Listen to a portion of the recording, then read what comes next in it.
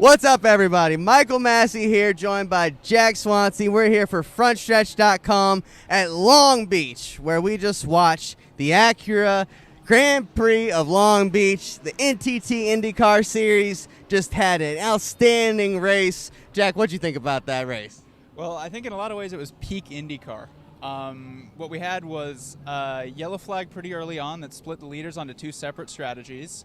And it stayed green to the end, so we could see those two strategies come together, and Scott Dixon had to hold off first Joseph Newgarden and then Colton Herta in a fantastic finish.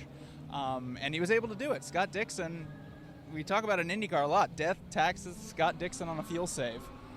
That's right. Scott Dixon, 43 years old, I believe I heard, still winning IndyCar races, outfoxed them again. But as you mentioned, there was a big incident. Joseph Newgarden was the guy leading the other strategy. Dixon pitted first, Newgarden pitted later, and those two strategies matched at the end. And Newgarden was right on his heels. There was a stack up, maybe some contact with Colton Herta. What did you see from your vantage point? Well, it looked like Colton Herta put the bumper to him, which is pretty difficult to do in an IndyCar. So they were coming up on some lap cars and into the very, very tight final corner, the hairpin here at Long Beach. And Dixon checked up, Newgarden checked up, and at that point Herta was already there. So it lifted the rear wheels of Newgarden's car off the ground, sent him into sort of anti-stall or had some sort of transmission glitch.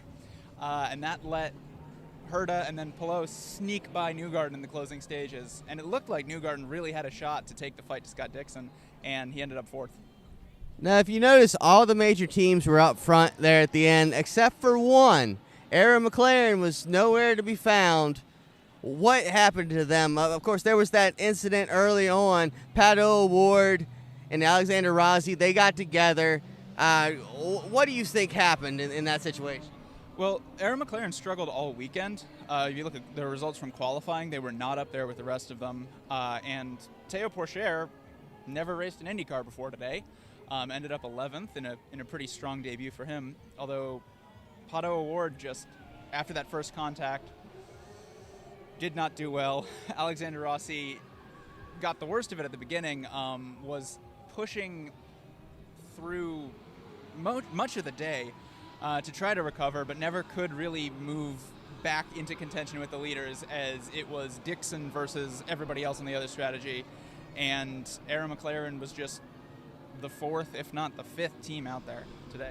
I will say Rossi and Théo Pourchaire, they did move up at the end to get 10th and 11th, respectively. We talked to Pourchaire. Check it out on this YouTube channel. We got some other interviews as well, and look for all our IndyCar content on Frontstretch.com. For Jack Swansey, I'm Michael Massie. See you around. Hey everyone, Dalton Hopkins here with Frontstretch.com. Don't forget to hit that subscribe button and check out one of the two videos next to me to see more of our racing content.